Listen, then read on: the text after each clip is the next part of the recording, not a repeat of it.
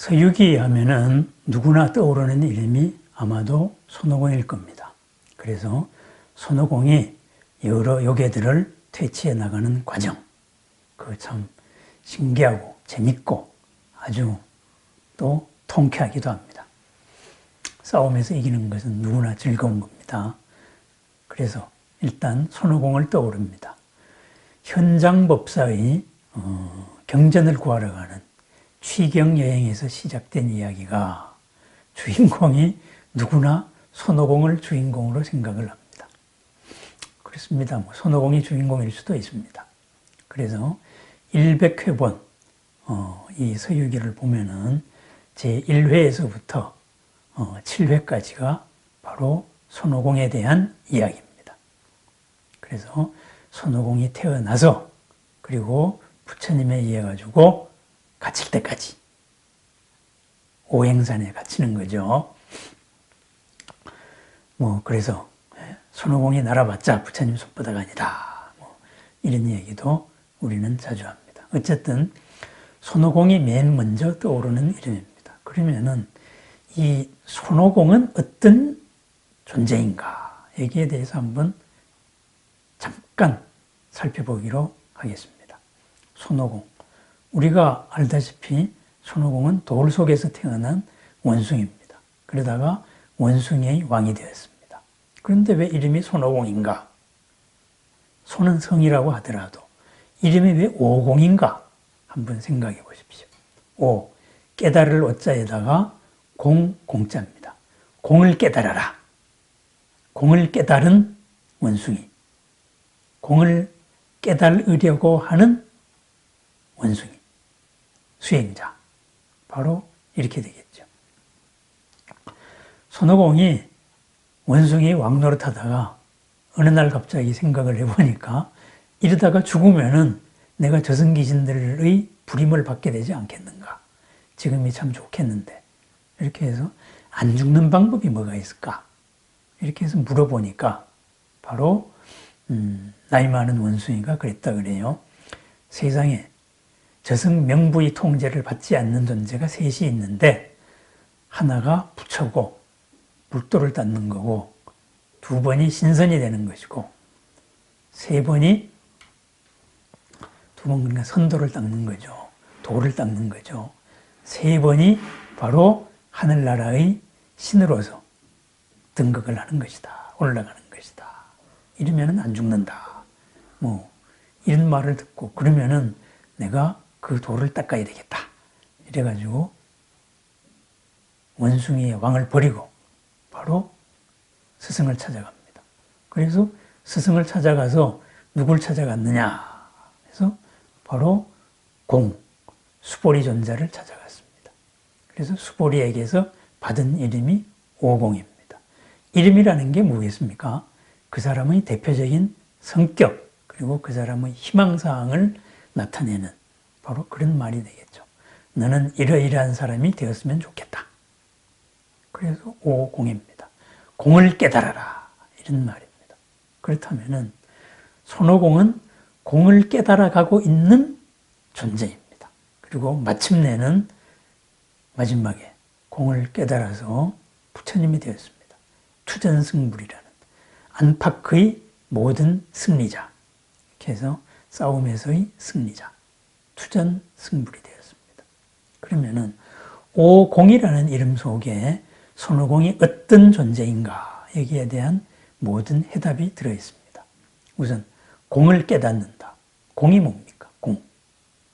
바로 연계의 바탕에서 모든 것에는 실체가 없다. 그리고 모든 것은 중심에 서가지고 흔들리지 않고 보면 전체가 보인다. 바로 이런 게 공입니다. 정해진 건 없다. 이게 공입니다. 대표적으로 반야심경에서 보면은 불생불멸, 불구부정, 부정불감 이렇게 6가지 세 측면에서 얘기합니다. 불생불멸. 갑자기 생긴 것 같아도 그것이 없는 데서 생긴 게 아니다. 그 말입니다.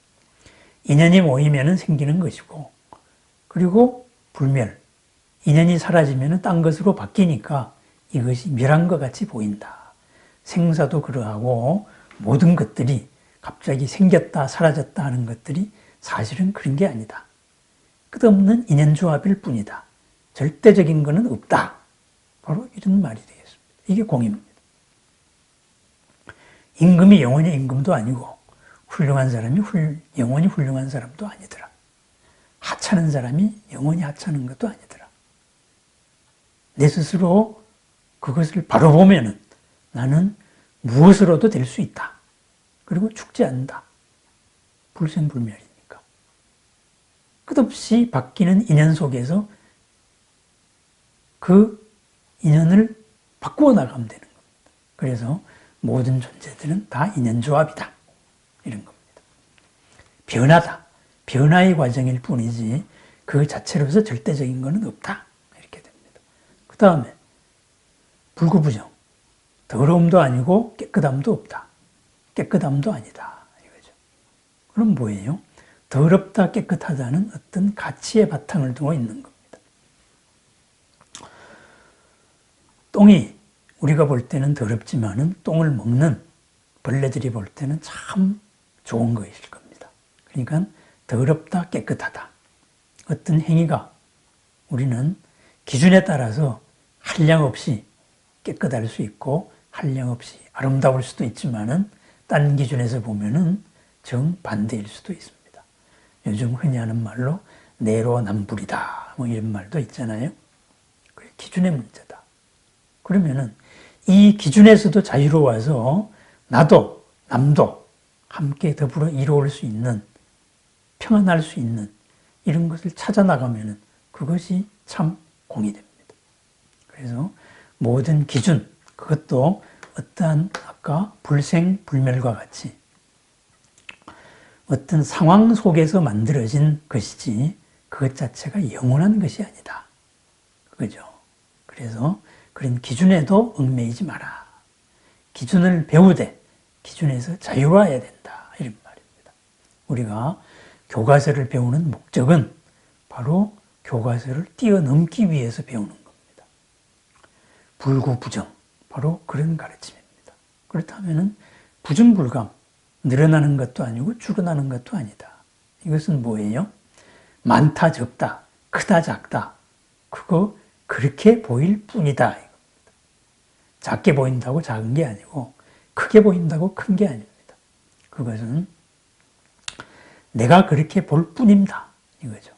진실로 있는 그대로의 모습을 봤을 때는 크게 보이는 것이나 작게 보이는 것이나 높게 보이는 것이나 낮게 보이는 것이나 다 평등하다. 내가 내 스스로를 한계 짓고 있을 뿐이다. 이거죠. 내가 상대를 과대평가하고 있을 뿐이다. 이겁니다. 바로 이러한 것이 바로 공입니다. 이러한 것을 깨달아 나갑니다. 그렇다 보면 어떻게 되겠습니까? 이러한 것을 바로 완전히 깨닫지는 못해도 원칙이 이렇다. 이것을 앓고서는 막 현실에 적용해 나갑니다. 손오공도 그랬습니다. 공을 완성하지 못하고 제주자랑을 하다가 수보리한테 쫓겨났습니다. 그래서 원숭이 왕으로 왔습니다. 원숭이 왕으로 오다가 보니까 어떻게 됐어요? 우리 원숭이들이 이렇게 살 필요가 뭐 있어? 우리도 무장을 하자. 그래서 인간사회에 가서 무기를 훔쳐와가지고 원숭이가 요괴들의 집단이 됩니다. 그리고 사방의 요괴들을 찾아다니면서 친구를 맺습니다. 그러다가 아니 이러다 우리 죽을 거 아닌가? 그러면은 죽음도 넘어가 보자. 그렇게 해서 명부세계, 저승세계, 염라대왕의 세계에 가가지고 한바탕 소랑을 핍니다. 그래서 명부, 죽음의 목록에서 싹 지워버립니다. 그것도 모자라 뭐합니까? 그러면은 하늘나라가 있다며 거기 한번 가보자. 하늘나라 온통 소동을 내가지고 난리통을 칩니다. 그래서 나중에는 제천대성이다 스스로 이렇게 말합니다. 제천대성이라는 말이 무슨 뜻입니까? 나란히 하다, 맞먹다, 가지런하다 이 말입니다.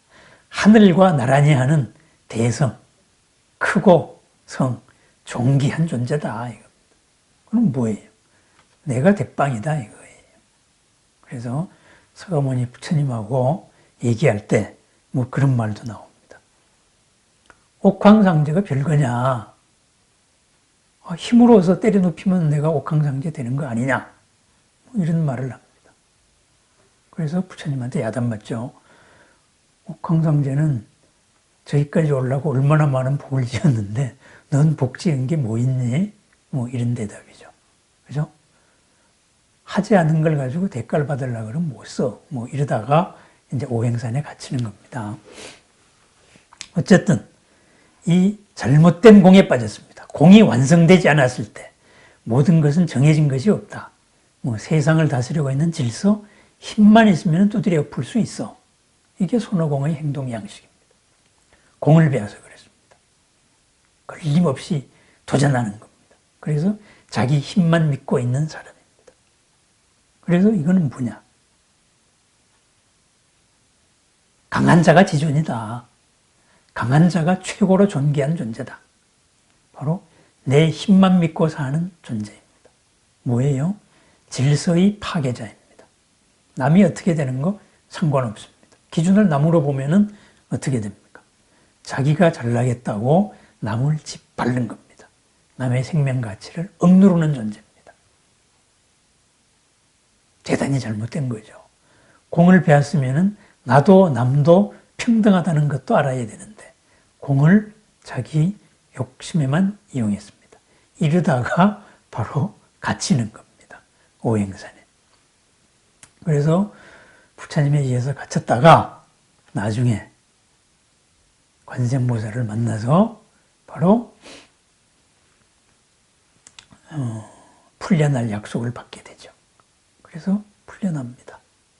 풀려나서 구도, 현장법사의 구도행을 쭉 따라가고 호의신장으로 맹활약을 합니다.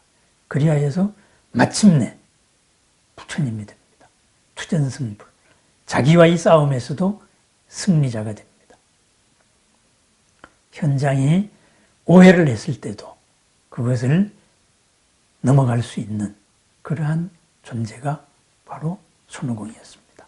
그래서 손오공, 마침내는 질서의 파괴자에서부터 정법의 수호자, 바른 진리의 수호자로 탈바꿈을 한 것입니다.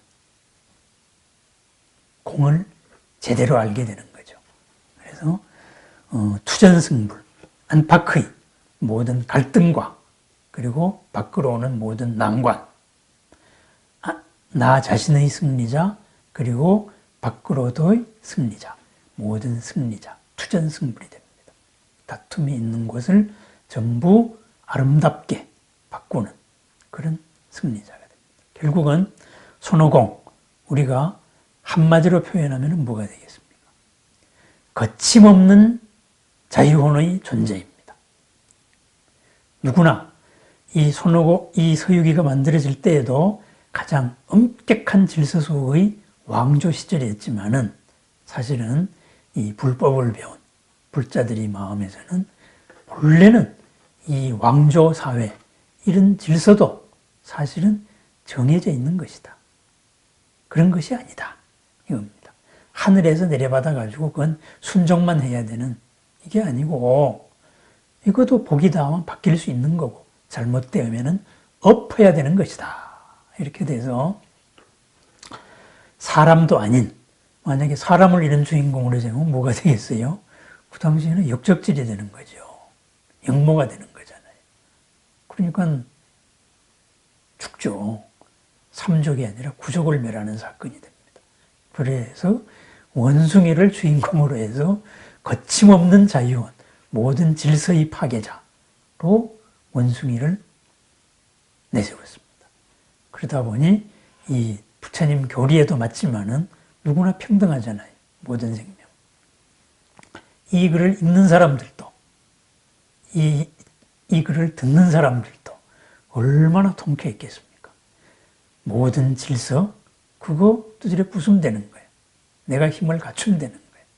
조건으로 이루어진 것은 조건 변화를 이루어내면 되는 것이다. 바로 이러한 가르침.